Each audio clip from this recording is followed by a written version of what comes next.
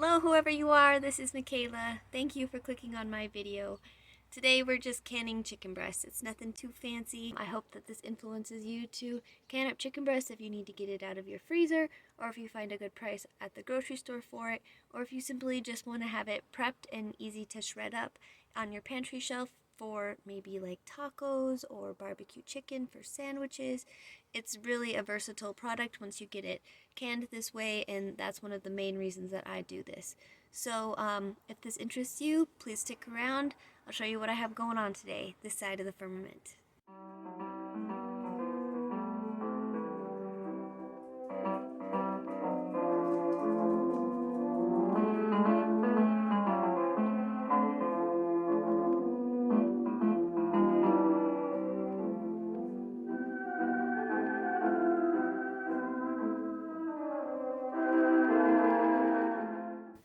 You don't have to throw away everything that you trim off of the chicken breasts. It's just the texture of cartilage and different pieces on the chicken breast that might not be preferable for a human to eat. But if you combine all of the trimmings that you take and cook it, you can easily add it to your dog's food, cat's food, chicken food, but you don't have to throw it away. It could probably feed something.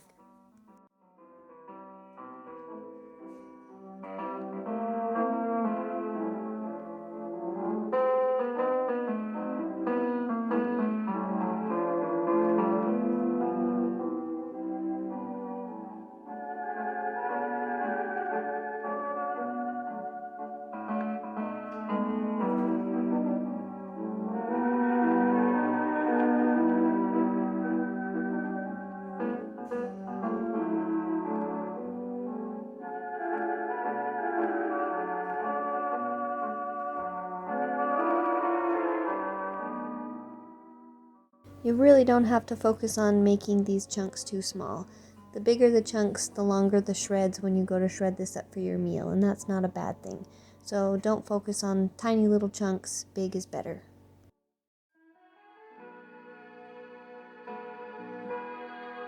If you can't read that, it says 1 teaspoon of salt per quart jar.